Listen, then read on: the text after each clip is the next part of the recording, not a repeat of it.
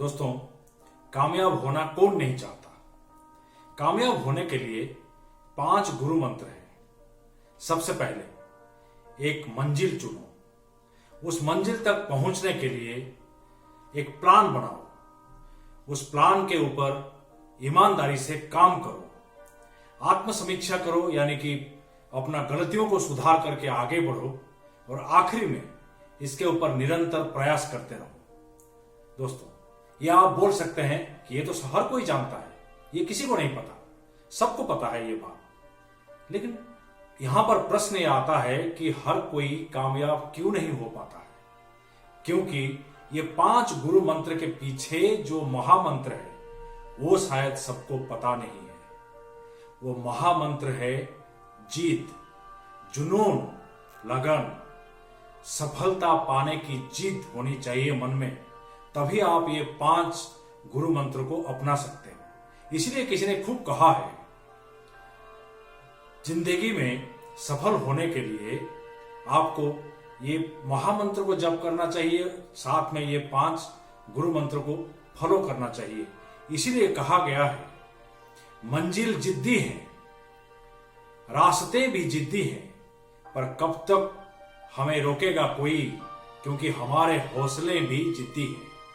नमस्ते दोस्तों, मैं हूं आपका साथी बीके। आप देख रहे हैं बीके द स्टोरी टेलर। कहानी अमेरिका की है। एक युवक अपने बिजनेस में उसको काफी सारा घाटा सहना पड़ा, नुकसान सहना पड़ा। उसके ऊपर काफी कर्जा चढ़ गया, तमाम जमीन जायदाद सब गिरवी रखना पड़ा। सारे दोस्त उससे मुंह मोड़ लिए, कहीं कोई राह नहीं सूझ रही थी, आशा की कोई किरणें नजर नहीं आ रही थी। जाहिर है कि वो युवक बड़ा हताश था। एक बार वो एक पार्क में बैठ करके अपने जीवन की परिस्थितियों के बारे में चिंता कर रहा था। एक वृद्ध व्यक्ति उसके पास पहुंचते हैं। वो बुजुर्ग इंसान कपड़ों से और चेहरे से काफी अमीर लग रहे थे। उस बुजुर्ग इंसान ने उस युवक से उसके चिंता के कारण पूछे तो युवक ने अपने पूरी कहानी उनके सामने खोल करके रख दी। बुजुर्ग इंसान ने उस युवक को तसल्ली दी और कहा, चिंता मत करो, मैं जॉन डी रॉकफेलर हूं। मैं तुम्हें नहीं जानता, पर तुम मुझे ईमानदार और मेहनती लग रहे हो, इसीलिए मैं तुम्हें $10 लाख का कर्जा देने के लिए तैयार हूं। इतना कहकर उन्होंने अपने पॉकेट से चेकबुक निकाली, उसके ऊपर रकम दर्ज की, दस्तखत किया और वो चेक को युवक को देते हुए कहा, आज से ठीक 1 साल बाद इसी दिन, इसी वक्त, इसी जगह हम दोनों दोबारा मिलेंगे।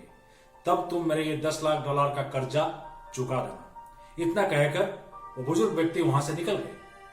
युवक हैरान था, मुझे समझ में नहीं आ रहा था कि ये क्या हो रहा है। जॉन डी रॉकफेलर उस वक्त अमेरिका के सबसे अमीरों व्यक्ति में से एक थे। युवक को विश्वास ही नहीं हो रहा था कि एक झटके में उसके इतने सारे मुश्किलें हल हो गई।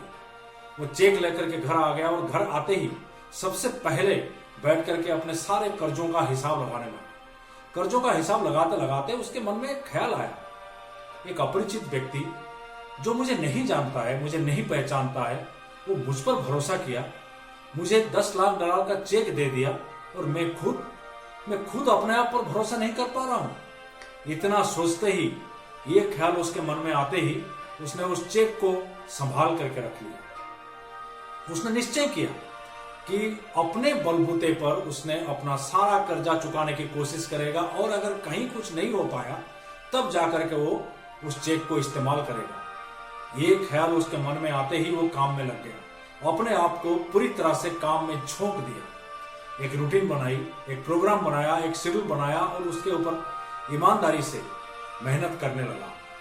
बस एक ही धुन थी मन में कि किसी भी तरह सारा कर्जा चुका करके अपने खोई हुई प्रतिष्ठा को दोबारा पाना है। दोस्तों, इतना काम करते करते उसके मेहनत रंग लाने लगी, उसके बिजनेस उभरने लगे और उसका जो कर्जा था वो सारे चुकने लगे। धीरे धीरे करके उसने अपना सारा कर्जा चुका दिया और बिजनेस को संभाल लिया। 1 साल खत्म होते होते वो बहुत ही अच्छी स्थिति में पहुंच गया था। फिर वो दिन आया जिस दिन उसे उस बुजुर्ग व्यक्ति को उनका चेक लौटाना था। वो चेक लेकर के पार्क में सही वक्त पर पहुंच गया और उस बुजुर्ग इंसान का इंतजार करने लगा। तब देखा कि वो बुजुर्ग इंसान पार्क के अंदर आ रहे हैं। जैसे वो उसके सामने आए, वो सम्मान के साथ और बड़े प्यार से उनको सम्मान दिया, अभिवादन किया, और वो चेक उनको बढ़ाते हुए कुछ बोलने ही वाला था कि अचानक एक नर्स कहीं से भागते हुए आई और झपट्टा मार करके उस बुजुर्ग व्यक्ति को पकड़ लिया। इस युवक हैरान रह गया, इसको कुछ समझ में नहीं आ रहा था कि क्या हो रहा है। तब वो नर्स उसको बताने लगी कि ये पागल इंसान बार बार अस्पताल से भाग जाता है और खुद को जॉन डी रॉकफेलर बताते हुए लोगों को चेक बांटता फिरता रहता है। 1 साल पहले की तरह आज भी युवक शब्द था।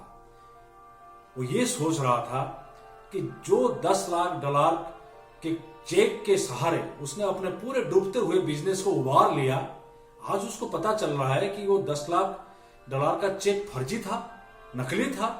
वो वहीं पर बैठ गया। दोस्तों, कहानी छोटी सी है लेकिन सिखाती बहुत कुछ है। इस कहानी में आखिरकार क्या चीज काम किया?